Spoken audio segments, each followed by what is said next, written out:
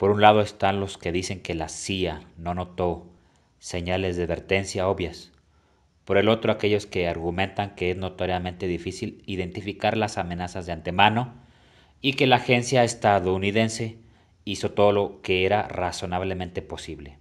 Pero, ¿qué pasa si ambos lados están equivocados? ¿Qué pasa si la verdadera razón por la cual la CIA no pudo detectar la trama es más sutil de lo que cualquiera de las partes piensa? Y que si les digo que este problema se extiende más allá de los servicios de inteligencia y afecta, en silencio, a miles de organizaciones, gobiernos y equipos hoy en día. Si bien muchas de las investigaciones se centraron en lo que la agencia hizo o dejó de hacer con la información disponible antes del 11S, pocos dieron un paso atrás para examinar la estructura interna de la propia CIA y, en particular, sus políticas de contratación.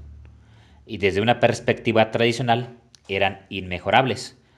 Los potenciales analistas eran sometidos a una batería de exámenes psicológicos, médicos y de todo tipo. Y no hay duda de que contrataron personas excepcionales. Los dos exámenes principales eran uno del tipo de la prueba de acceso a la universidad para determinar la inteligencia de un candidato y un perfil psicológico para examinar su estado mental, explica un veterano de la CIA. Las pruebas eliminaban a cualquiera que no fuera sobresaliente en ambos casos. En el año en que presenté mi solicitud, aceptaron a un candidato por cada 20,000 solicitantes.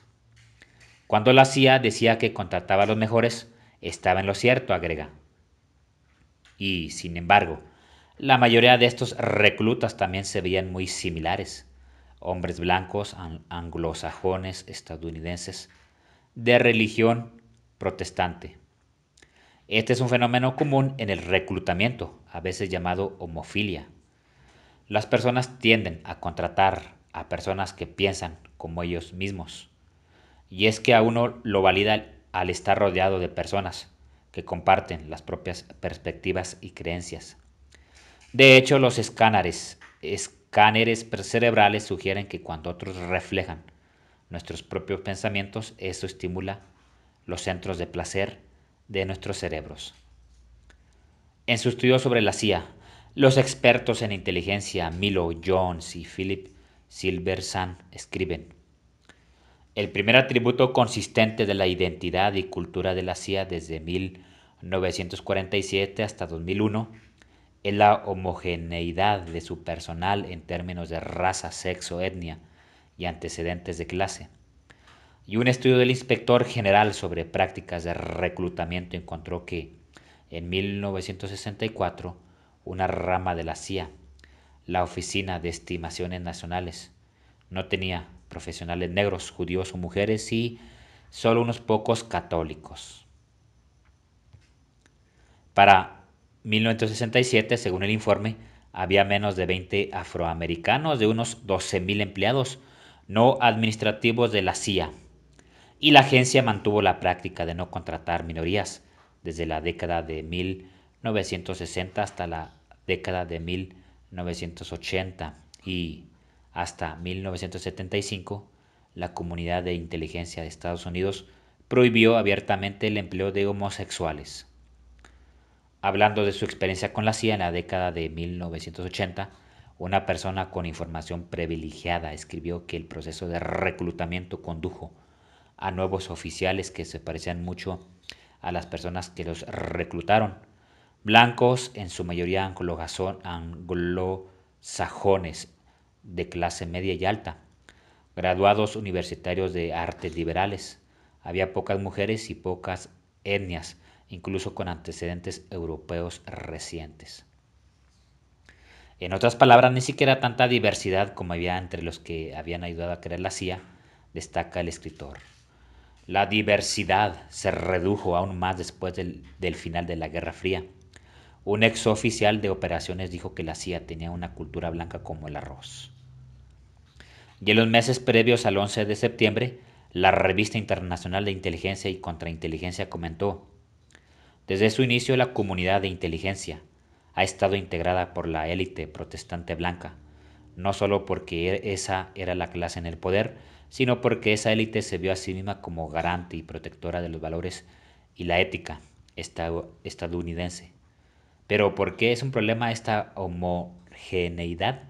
Si uno está conformando un equipo de relevos, no quiere simplemente a los corredores más rápidos, ¿por qué habría de importar si son del mismo color, género, clase social, etcétera?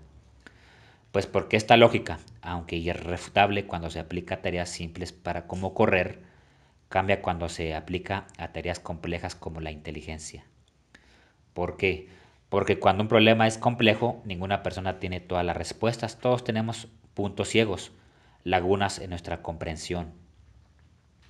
Y esto significa que si uno reúne a un grupo de personas que comparten perspectivas y antecedentes similares, es probable que compartan los mismos puntos ciegos, lo que a su vez significa que lejos de desafiar y abordar estos puntos ciegos, es probable que estos se refuercen.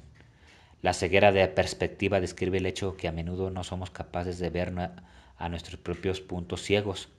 Nuestros modos de pensamiento son tan habituales que apenas notamos cómo filtran nuestra percepción de la realidad.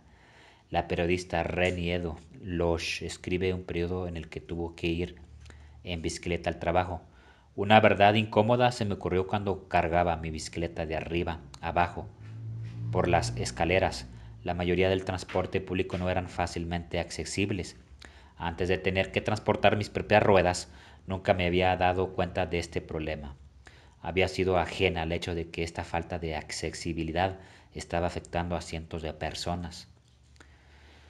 Este ejemplo no implica necesariamente que todas las estaciones deban estar equipadas con rampas o ascensores, pero sí muestra que solo podemos realizar un análisis significativo si somos capaces de percibir los costos y beneficios, y esto depende de la diversidad de perspectiva de personas que pueden ayudarnos a ver nuestros propios puntos ciegos y a quienes podemos ayudar a ver los suyos.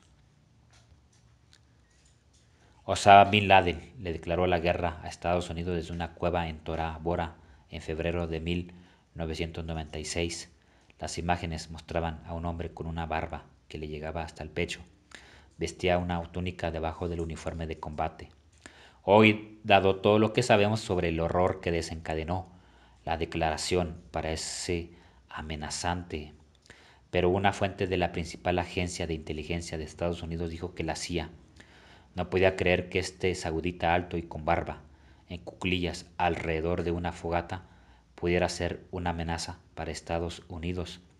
En otras palabras, para una masa crítica de analistas, Bin Laden parecía primitivo y relativamente inofensivo. Richard Holbrooke, un alto funcionario del gobierno del presidente Clinton, lo expresó de esta manera. ¿Cómo puede un hombre de una cueva superar a los líderes mundiales de la sociedad de la información? Otro dijo, simplemente no pudieron justificar la necesidad de destinar recursos para averiguar más sobre Bin Laden y Al Qaeda, porque el tipo vivía en una cueva. Para ellos era la esencia del atraso. Ahora, considera, como alguien más familiarizado con el Islam, había percibido las mismas imágenes. Bin Laden llevaba una túnica no porque fuera primitivo en intelecto o tecnología, sino porque trataba de parecerse al profeta Mahoma. Ayunaba los mismos días que Mahoma ayunó. Sus poses y posturas, que a un público occidental le parecía tan atrasadas, eran las mismas que la tradición islámica atribuye al más sagrado de sus profetas, como lo expresó Lawrence Wright en el libro sobre el 11 de septiembre que le valió el premio Pulitzer. Bin Laden orquestó su operación invocando imágenes que eran profundamente significativas para muchos musulmanes, pero prácticamente invisibles para aquellos que no estaban familiarizados con esa fe. Jones escribe la anécdota de la barba y la fogata es evidencia de un patrón más amplio en que los estadounidenses no musulmanes, incluso los consumidores de inteligencia más experimentados, subestimaron a Al Qaeda por razones culturales. En cuanto a la cueva, esta tenía un simbolismo aún más profundo. Como casi cualquier musulmán sabe, Mahoma buscó refugio en una cueva después de escapar de sus perseguidores en la Meca. Para un musulmán, una cueva es sagrada. El arte islámico está lleno de imágenes de estalactitas. Y Bin Laden modeló su exilio en Torá Bora como su propio hijra personal, utilizando la cueva como propaganda. Como dijo un erudito musulmán, Bin Laden no era primitivo, era estratégico. Sabía manejar las imágenes del Corán para incitar a aquellos que luego se convertirían en mártires en los ataques del 11 de septiembre. Los analistas también fueron engañados por el hecho de que Bin Laden a menudo emitía pronunciamientos en forma de poesía. Para los analistas blancos de clase media esto parecía excéntrico y reforzaba la idea de un mulá primitivo en una cueva. Para los musulmanes, sin embargo, la poesía tiene un significado diferente, es sagrada. De hecho, los talibanes se expresan habitualmente en poesía. La agencia estadounidense, sin embargo, estaba estudiando los pronunciamientos de Bin Laden utilizando un marco de referencia sesgado, como lo expresaron Jones y Silversan. La poesía en sí misma no estaba únicamente en un idioma extranjero, el árabe también provenía de un universo conceptual a años luz de la sede de la CIA. Para el año 2000 la chusma antimoderna y sin educación que seguía a Bin Laden había crecido hasta alcanzar unas 20.000 personas, en su mayoría con educación universitaria y con un sesgo hacia la ingeniería. Yazid Sufat, quien se convertiría en uno de los investigadores de Anthrax de Al-Qaeda, tenía un título en química y muchos estaban listos para morir por su fe. Mientras tanto, el alto funcionario de la CIA, Paul Pillar, estaba descartando la posibilidad misma de un gran ataque terrorista. Sería un error redefinir el contraterrorismo como la tarea de lidiar con el terrorismo catastrófico, grandioso o el superterrorismo, cuando en realidad esas etiquetas no representan la mayor parte del terrorismo que Estados Unidos probablemente deba enfrentar, dijo.